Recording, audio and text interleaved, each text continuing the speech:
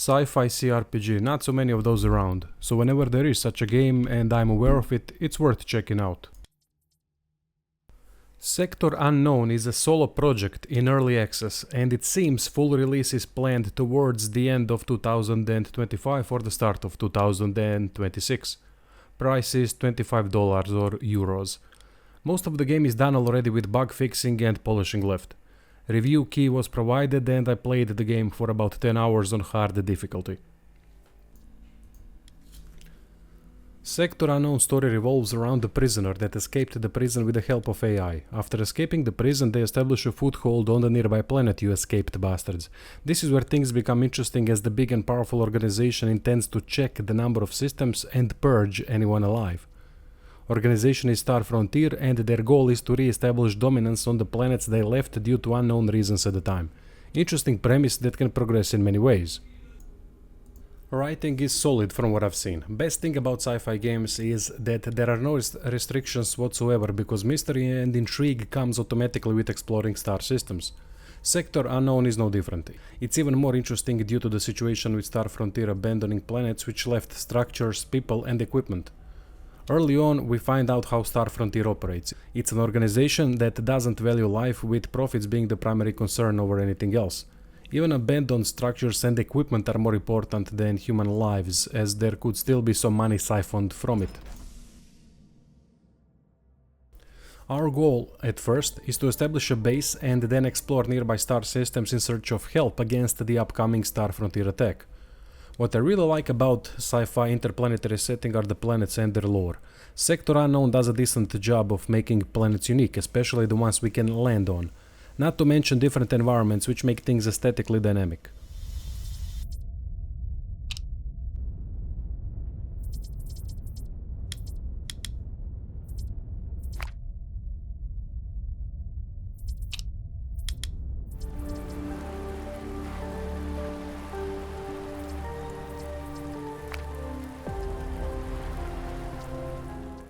Each planet has plenty of locations to visit. These locations are really small and focused on presenting an event. There's no exploration due to location sizes.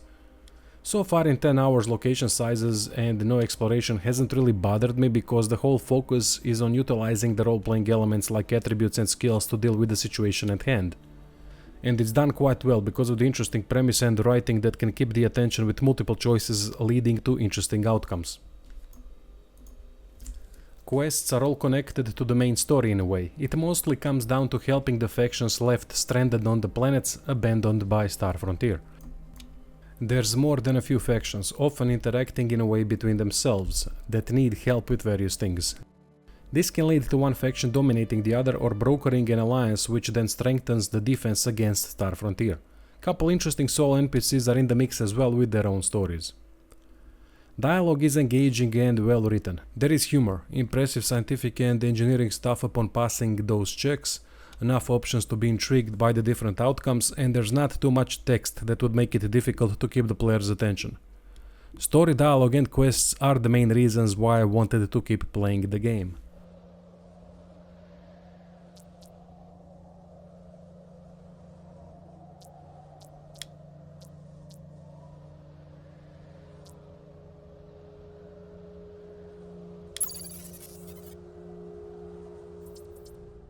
Upon acquiring the first base, the planet management system unlocks. Main objective is to increase war score to be able to defend against the upcoming Star Frontier attacks.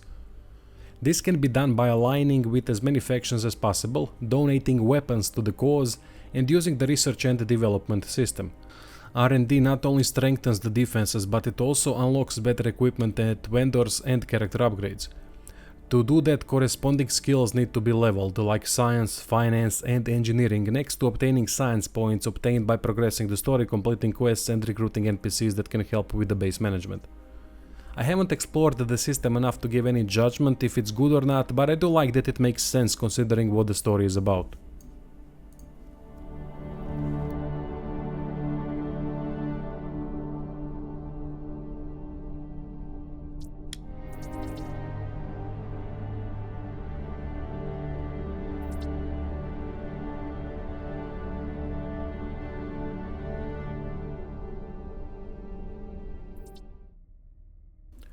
Character progression system overall works really well. Main attributes provide very important and distinctive boosts that lead to vastly different characters. For example, each point in intelligence increases skill points per level, so a high intelligence character is going to be really good in many skills. On the other hand, high strength character can literally remove doors, so that lockpicking or scientific approach is not needed. High aggression leads to more critical hit chance and critical hit damage. Coordination attribute is the most relevant combat attribute as it directly affects hit chance with melee and ranged weapons. Someone might immediately spot a potential problem, which is what if there is a character entirely incapable of hitting an enemy due to focus on non-combat skills and with 1 in coordination. Thankfully, there is a perk system that allows support playstyle like healing the whole party based on the number of kills that the team made in the encounter, or increasing damage for the whole team, stuff like that. Perks are divided into 3 categories: damage, mitigation and support. There's enough to play around with, but it's not a very deep system. It works for the combat style the game has though. Every new party member starts off as a blank slate, which is great because it gives the player more options for party members to specialize in various skills from the get-go. Skill checks are relatively high from the get-go, so blank slate characters are a good thing. In the full release, I'll be able to judge this system better when it gets more polished and when I see it in action in the later parts of the game. Definitely has potential.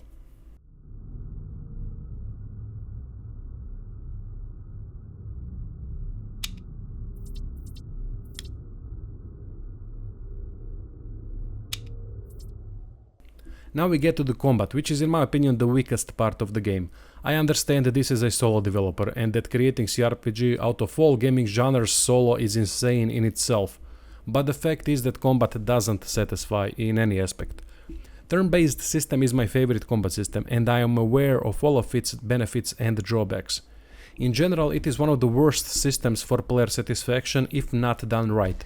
And combat needs to have a satisfaction factor in some way. Most games fail hard with turn-based combat because they think it's enough to just make it tactical. It's not. Best example I always use are old Fallout games. They have mediocre combat at best, but they also have incredible kill satisfaction. High kill satisfaction, good hit feedback, good animations, nice visual effects and sound effects elevate turn-based combat to another level. Unfortunately, Sector Unknown fails terribly in combat presentation, and this is where the downside of being a solo developer for such a game is clear. I get that these things take time and scope, which small studios and solo developers just don't have, but facts are still facts. Usually I give indie games a pass if combat presentation is at least mediocre, but this is bad in a way that it affects combat significantly. One thing I have to give the game is that corpses stay, which is quite rare to see these days. I really like that. Technically, there are things that the game does well combat-wise. Every weapon type has its own special skills, with added character skills obtained through the perk tree. There's no cover or any advanced mechanics, and the battlefields are quite small, which does drag the combat down as well a bit. Skills are decent though. Combat focuses on preparing an attack which costs 1 action point, and then using the said skill, which costs usually 2 or more action points. Skills are varied like this: more damage, more hit chance but no crit chance, armor reduction attack, skill with a knife that allows 2 attacks in one but no crit chance, and so on. Each skill has a cooldown, so the tactical element comes from timing them and choosing proper enemies. Then next to the weapon skills, perk skills are available, which increases the tactical element further, especially with support skills. Skill system is not bad at all. There's potential in it, but it's all drowned out by the bad presentation, unfortunately. I would love to see a big focus on polishing that aspect of the game before the release, as in my opinion it would elevate the game the most.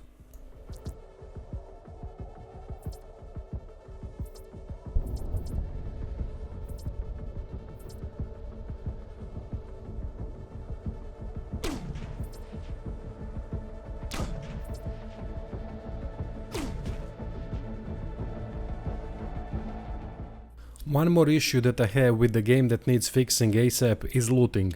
It's tedious and drags the pacing of the game down a lot, because there's a lot of single objects that can be looted and each needs to be separately clicked on. Area loot would solve this problem easily. Don't know much about ship combat yet because I've only done 1 or 2 fights. It seems to be similar presentation-wise to Rogue Trader, but in practice didn't play that well. Still, due to lack of experience on my part, it's not realistic for me to judge ship combat yet. Overall, Sector Unknown is in some ways impressive, especially considering the fact only one person is working on it. Writing, story quests, dialogue is good enough to keep me engaged and wanting more.